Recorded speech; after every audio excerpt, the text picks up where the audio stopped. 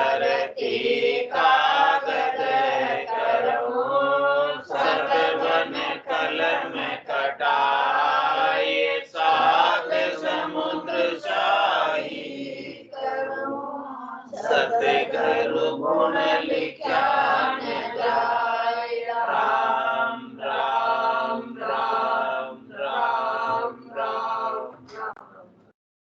आप सभी के अंदर विराजमान परमात्मा के पावन चरणों में प्रणाम। राम राम राम। अनंत श्री सद्गुरु सुखराम जी महाराज की अम्बे वाणी गुरु महिमा का अंग चल रहा है।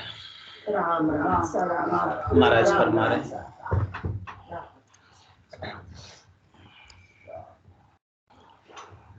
ऐसा सतगुरु साईया अद्भुत ज्ञान सुनाए, वेद कते बन पावसी स्थिर भया महा जाय। तीन लोक जावे नहीं, सुर नर धर पाताल, हंस पहुँचा गगन में पापन पुण्य ने काल। तीन ताप को मेट कर सबका अमल उड़ाए, जन सुखिया गुरुदेव जी ब्रह्म के माय मिलाए। महाराज फरमाने कि सद्गुरु कैसे हैं, हमें अद्भुत ज्ञान, विलक्षण ज्ञान, पारलौकिक ज्ञान की बात बता। लौकिक ज्ञान तो बताने वाले आपको बहुत मिल जाएंगे संसार के अंदर, जिससे तीन लोगों की फलों की प्राप्ति होती है। शरीर के सुख मिलते हैं, संसार के सुख मिलते हैं, इंद्रियों के सुख मिलते हैं, वस्तुओं के सुख मिलते हैं, व्यक्तियों के सुख मिलते हैं। ऐसी बातें बताने वाले संसार में बहुत, उनकी कोई कमी नहीं।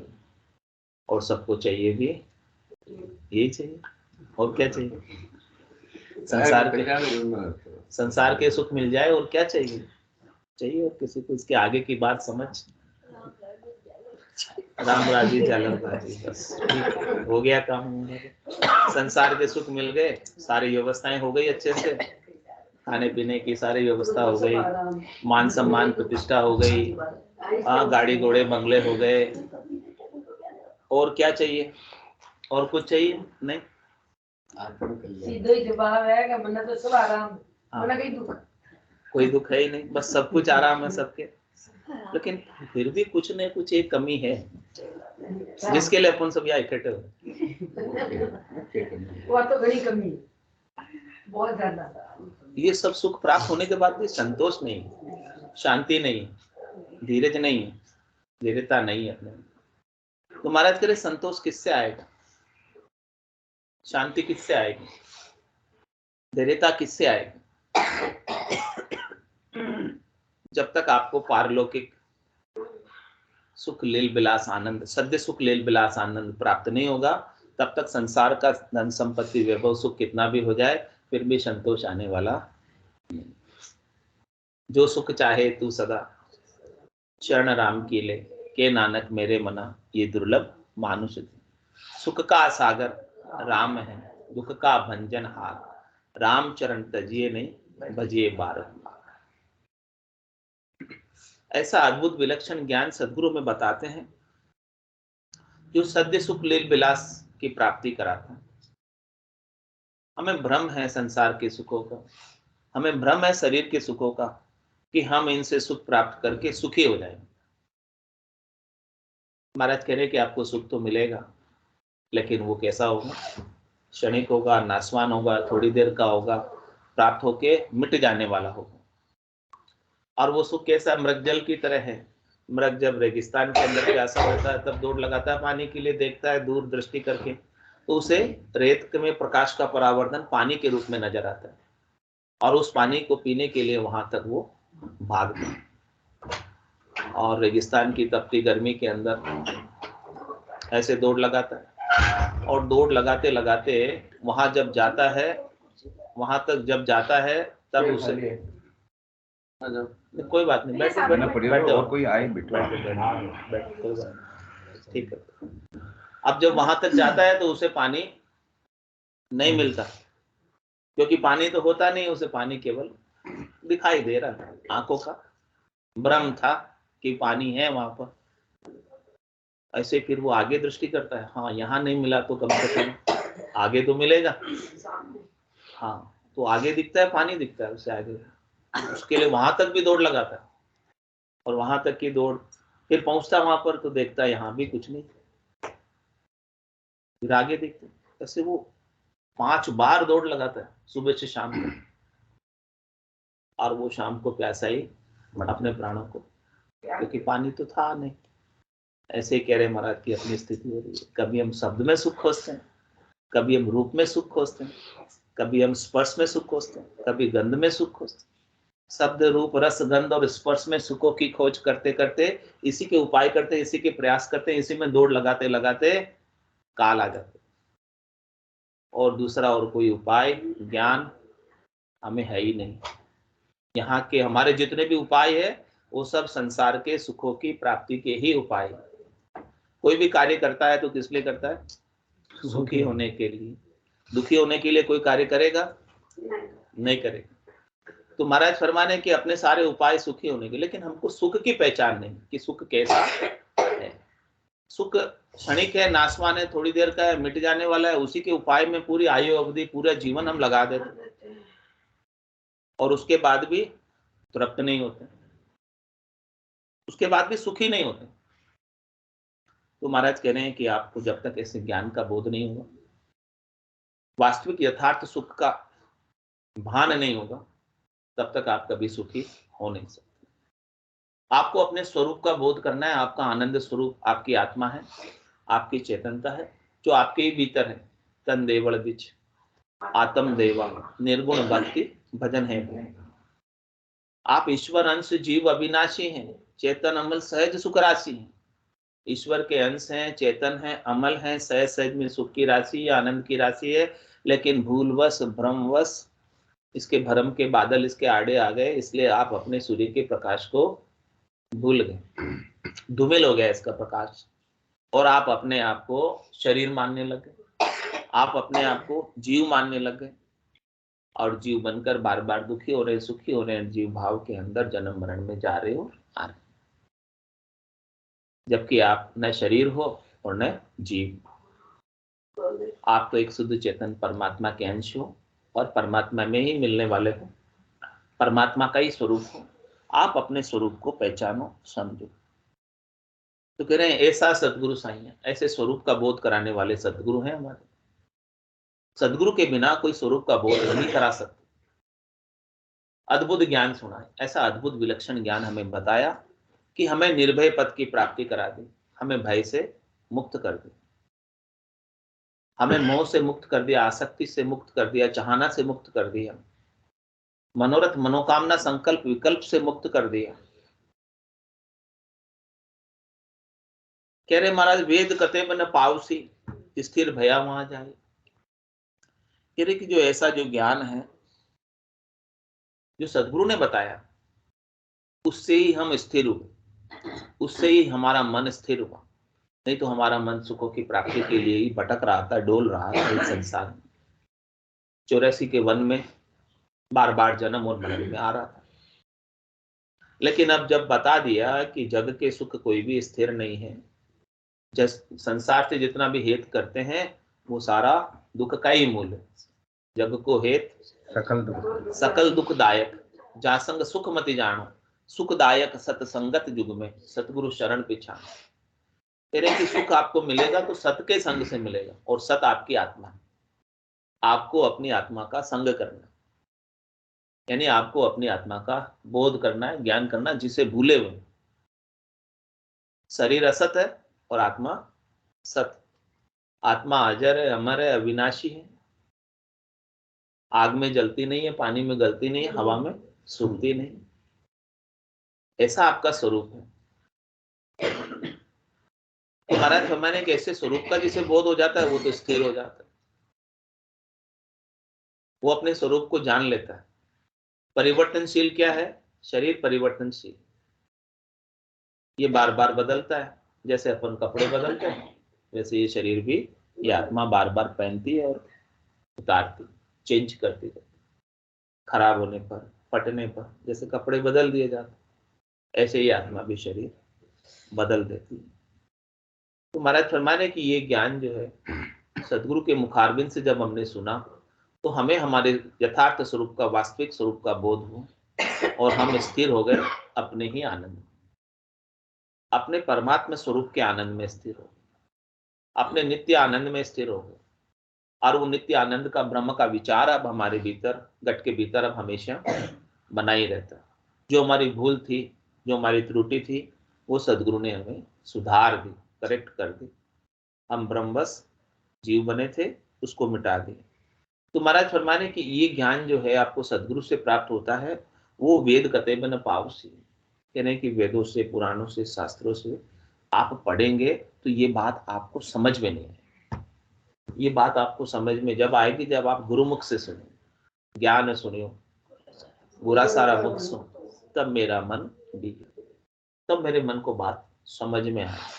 क्योंकि सदगुरु ने क्या क्या किया, क्योंकि वेदों को, पुराणों को, शास्त्रों को पढ़ने की भी एक सामर्थ्य होनी चाहिए कि वेद, पुराण, शास्त्र क्या कहना चाह रहे हैं, क्या भाव है इसके पीछे कहने का, वो हमें सदगुरु बता सकते हैं। गूढ़ अर्थ उसमें छिपा हुआ है, रहस्य की बात उसमें छिपी हुई है। आप उसके अंदर ऊपर ऊपर से पढ़ लोगे तो पाठ किया, पाठक हुआ, हाथ न आयो सार, रामचरण खाली रहा, बधे अधिक अहंकार। कहने कि वेद, पुराण, शास्त्र, ग्रंथ तो सबके घर में नहीं है क्या, सबके पास, लेकिन उसका जो गूढ़ रहस्य छिपा हुआ है उसके लिए मर्जीवा बनना पड़ता है, यानी उसकी गहराई तक उतरना होता है। चारों वेद समंदे भाई, जामे हीरो डारियो, मर्जीवा बिन परत न लादे, पचपच जन्म गमा। चारों वेद समुद्र के समान गहरे हैं, बहुत गंभीर है, और उसके भीतर ज्ञान के हीरे भी, लेकिन ज्ञान के हीरे कहाँ मिलते हैं, ऊपर ऊपर तैरने से मिल जाएंगे, गहराई में मिलेंगे। तो संत सदगुरु केवल भगवंत इन सब शास्त्रों के, पुराणों के, ग्रंथों के गहराई में गए हैं और गहराई में जाकर अपने लिए हीरे ले जाए, अपने लिए मक्खन नवनीत एकदम शुद्ध लेकर आए। चारों वेद दही सम है और ग्रंथ संत सो वाणी, संतों की जो वाणी है वो घृत के समान है। संतों ने चारों वेदों को बिलोया और उसमें से मक्खन निकाला और उसे तापाकर शुद्ध करके हमारे सामने रखा, ऐसा ज्ञान। तो कह रहे कि ऐसा सदगुरु साईया अद्भुत ज्ञान सुना, सार सार के बात, तत्व की बात, खास बात, मुख्य बात, निजी बात हमें खास बता दी कि संसार में हमें कैसे रहना चाहिए। हंसवती हमारे अंदर आ गई सदगुरु की कृपा से। हंस की चोंच में ताकत होती, ये दूध पी लेता है, पानी छोड़ देता। ऐसे ये संसार असार है, परमात्मा सार है। उस सार को सदगुरु ने हमें समझाया। तो ऐसा सदगुरु साईया अद्भुत ज्ञान सुनाए। कह रहे वेद कते मन पाव से, केवल पढ़ने से ये आने वाला नहीं है ज्ञान समझ में, और स्थिर भया सदगुरु की कृपा से ही हम स्थिर हो सकते।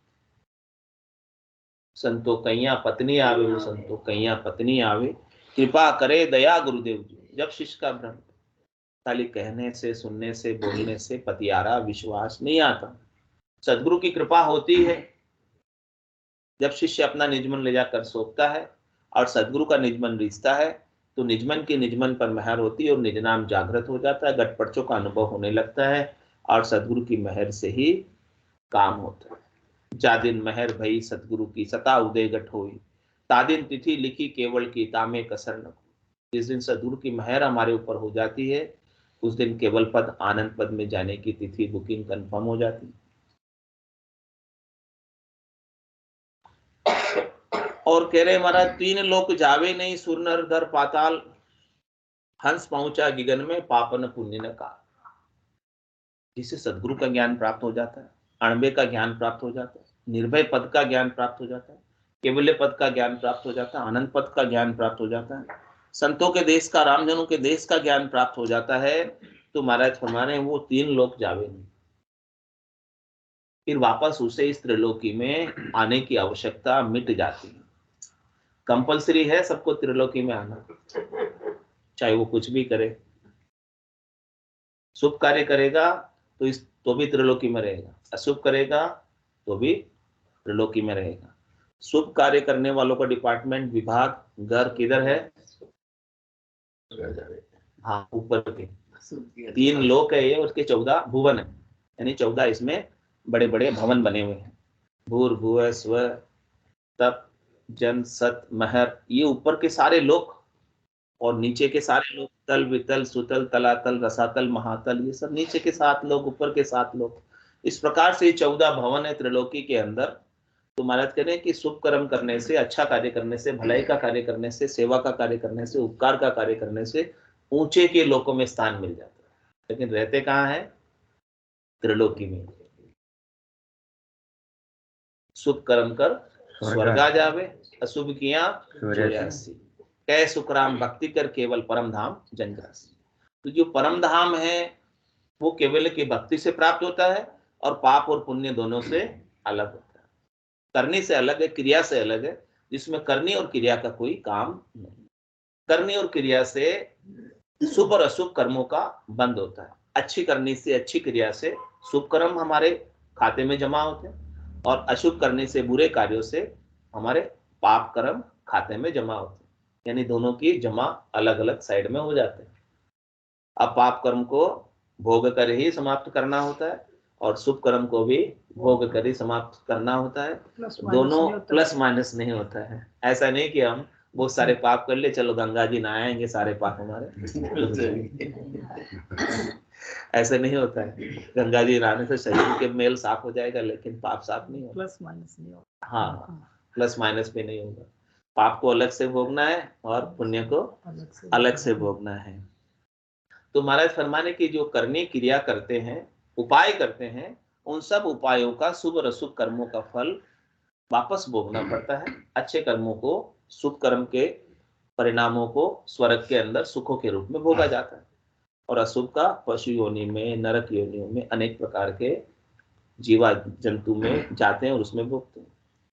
लेकिन जो इन दोनों से अलग, भरम करम दुनिया सु न्यारा, पाप पुण्य दुनिया सु न्यारा, जहां सु रहो लिवलाई, कै सुख राम राम बिन जग में सभी कर्म उपाय। एक राम जी के नाम और निज नाम के बिना, स्वरूप के भेद के बिना, स्वरूप के बोध के बिना जो कुछ भी क्रिया, जो कुछ भी करने में आती है, उन सब से कर्मों का बंध होता है, और कर्मों के बंध को भोगना ही पड़ता है, और कोई उपाय नहीं है। तुम्हारा क्षमाने की जो करनी और क्रिया से अलग हो गया, बेकरनी के देश में चला गया, जिसमें करनी और क्रिया का कोई काम नहीं। श्वासा बिना पवन बिन पीवन, जा मन निजमन नाही, सूरत निरत नहीं चित चेतन, वस्तु अमोलक। जिसको सदगुरु की कृपा से अमोलक वस्तु प्राप्त हुई है, निज नाम की, सतनाम की, कुदरत कला की, नेंचर की, वो वस्तु अमोलक है। वो श्वासों के बिना है, पवन के बिना है, जहां मन और निजमन का भी काम नहीं, जहां सूरत और निरत का भी काम नहीं, वो बिल्कुल अलग है, न्यारी, जिसमें शरीर की भी अपेक्षा नहीं। आत्मा अपने निरंजन निराकार पद में सद्य सुख लील विलास आनंद को प्राप्त करती। ऐसी अमोलक वस्तु जो प्राप्त कर लेती है आत्मा जीते जी, वो कह रहे महाराज कि 3 लोक जावे, फिर वो त्रिलोकी में वापस किसी माता के गर्भ में नहीं आती। 3 लोक जावे नहीं, और कह रहे सुर नर घर पाताल, न वो सुर बनती है, यानी देवता भी नहीं बनती है, और वो नर भी नहीं बनती है, और वो पाताल की जीव भी नहीं बनती है। चौथे लोक की प्राप्ति कर लेती है, त्रिलोकी से पूरी अलग हो जाती है, अलौकिक देश की प्राप्ति कर लेती है, जो लोकों से परे है। सारे लोकों का अतिक्रमण करते हुए उस देश की प्राप्ति करती है। इसके साक्षी हैं ब्रह्मा विष्णु महेश शक्ति धर्म प्रमाण, इसके प्रमाण हैं। वो देखते हैं ये बात कि संत जो है, केवली भगवंत जो है, जिन्होंने ऐसी केवल्य की साधना की, ऋषभदेव स्वामी से लगाकर महावीर स्वामी ने ऐसी केवल्य की भक्ति की, वो सब केवल पद आनंद पद में गए, इस त्रिलोकी से परे गए, ऊपर उठे हैं। तो 3 लोक जावे नहीं, सुनर धर पाताल, और कह रहे हंस पहुंचा गिगन में, पाप न पुण्य न काल।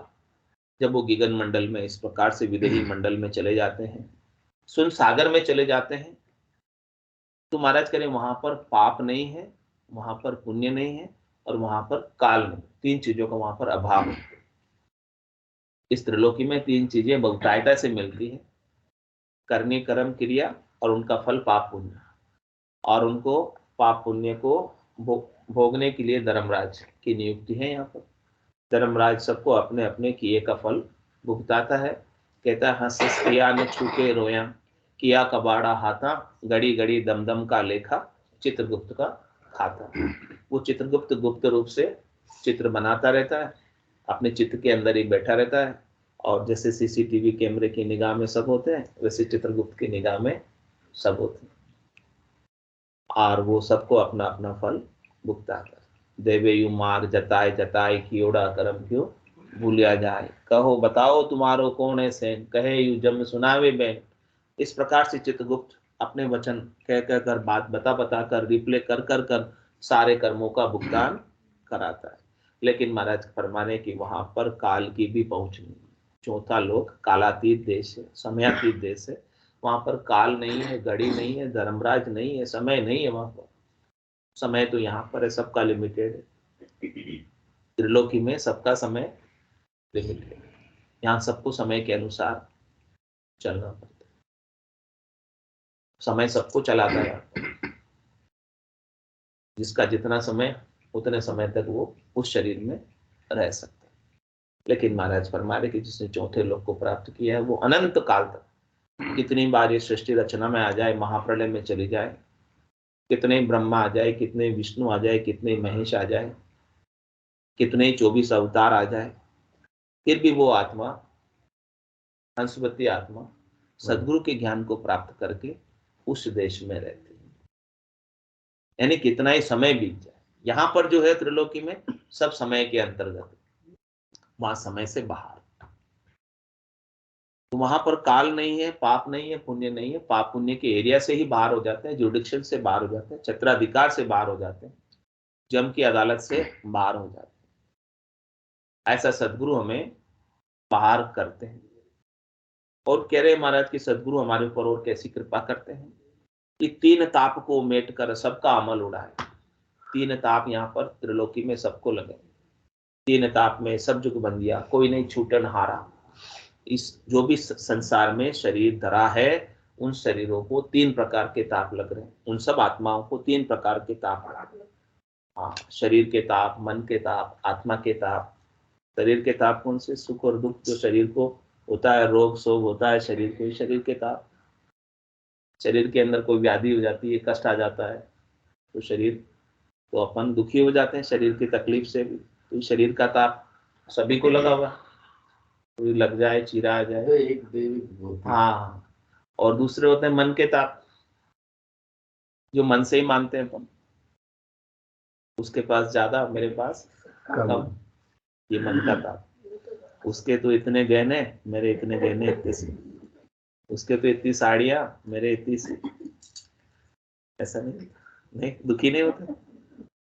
ये मन के ताप, ये मन से ही मान रखे हैं। हाँ, और आत्मा के क्या ताप है? आत्मा जो है यहाँ पर बार बार जन्म में आ रही है और मरण में आ रही है। तो जन्म में भी कष्ट पा रही है और मरण में भी कष्ट पा रही है। तो ये आत्मा को भी ताप लग रहा है, मन को भी ताप लग रहा है और शरीर को भी ताप लग रहा है। कि तीन ताप को मेट कर, ये तीनों प्रकार के ताप है, इसे सदगुरु अपने ज्ञान से मिटा देते। हाँ, जीव कैसे मुश्किल से निकलता है, उलझा रहता है।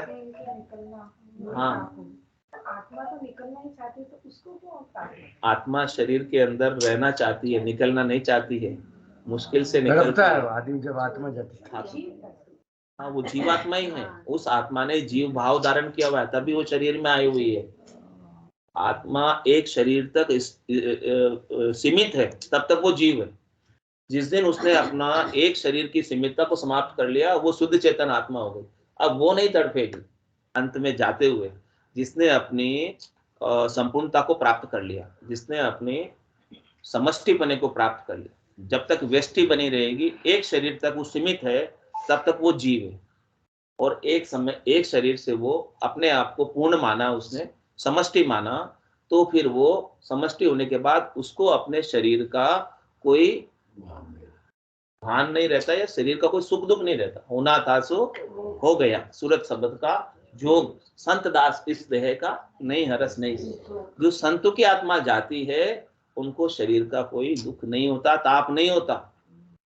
वो ऐसे जाती है कि शरीर रहे तो भी अच्छा, नहीं रहे तो भी कोई खास बात नहीं। जैसे अभी एक वीडियो देखा, वो खाने की टेबल लगी हुई है और वो खाना आया है, वो टेलीफोन पे बात कर रहा है, इधर उधर बैठे बातें करते करते जैसे टेबल थाली सामने आई वैसे झुकी और साइलेंट अटैक आ गया, साइलेंट अटैक आ गया। ऐसे साइलेंट अटैक होता है। ऐसी मृत्यु क्यों?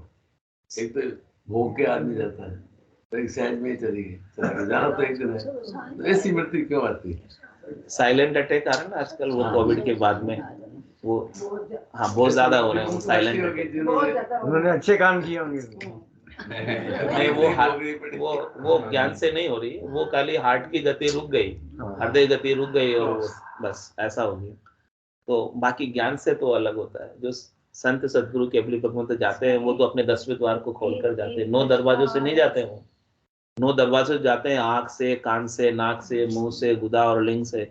वो जो जाते हैं वो तो जम के पास अपना हिसाब किताब कराने जाते हैं। किसका मुंह खुला रह जाता है, किसकी आंख खुली रह जाती है, किसके कान में से खून आता है, किसके नाक में से खून आता है, किसका लेट्रिन पेशाब आ जाता है। वो सारी चीजें जो है महाराज कह रहे हैं कि वो जम के पास गए हिसाब किताब कराने। और जो 10वें द्वार को खोल कर गए, एक जने को तो हमारे में से जी निकला, यहाँ से खून निकले उसके। हाँ। बैठे बैठे है कि जो 10वें द्वार को खुलते जाएगा, आपने देखा? जैसे नॉर्मल भाई देखा ना, सबने देखा। वो अपने सूक्ष्म शरीर, कारण शरीर, महाकारण शरीर सबको साथ में लेके साथ में नहीं ले जाता, सब यहीं छोड़ देता है। वो एकदम शुद्ध चेतन होकर जाता है 10वें द्वार से। नॉर्मल हाँ, नॉर्मल जीव जाएगा वो तो सब साथ रहेंगे उसके। खाली स्थूल शरीर यहाँ रहेगा, सूक्ष्म कारण और महाकारण उसके साथ जाते हैं, तो वो जाते हैं। तो महाराज कहते हैं कि इस प्रकार से जो जाता है 10वें द्वार को खोलकर वो परम पद आनंद पद में जाता है। बाकी तो सब जम के पास अपना हिसाब किताब कराने जा रहे हैं। तो 3 ताप को मेट कर सबका अमल उड़ा। इस प्रकार से तीनों प्रकार के ताप, आदि व्याधि उपाधि, शरीर के ताप, मन के ताप, आत्मा के ताप जीते जी मिट जाए और सबका अमल उड़ाए। सबका अमल उड़ाने का मतलब सब अभी अमल के नशे में, उसका सबका नशा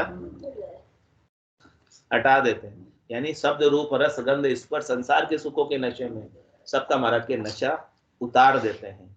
जन सुखिया गुरुदेव जी ब्रह्म के माय मिलाए, सबका नशा उतार कर और सबके तीनों ताप मेट कर सुख और दुख से न्यारा करके स्थूल शरीर से, कारण शरीर से, सूक्ष्म शरीर से, सबसे न्यारा करके और शुद्ध चेतन आत्मा करके संत काया, दिव्य काया बनाकर उसे दिव्य परमात्मा से मिला देते हैं। ऐसे हमारे सदगुरु है, ऐसी कृपा वो हमारे ऊपर करते हैं। 91 हर्जस पदराग गेरु प्रभाती 2 सुने जो अर्ज हमारी वो प्रभु जी, सुने जो अर्ज हमारी, चेतन खोल गुना सब बख्शो, राखो शरण तुम्हारी, चेतन खोल गुना सब बख्शो, राखो शरण तुम्हारी,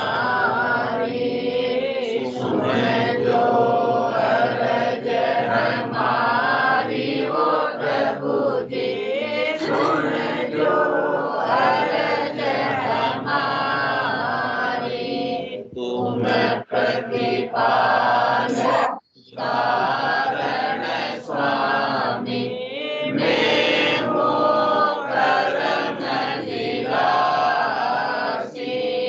तुम प्रतिपाल उदाहरण स्वामी, मैं हूँ करम विलासी, अब तो शरण तुम्हारी आयो, काटो जन की पासी, अब तो शरण तुम्हारी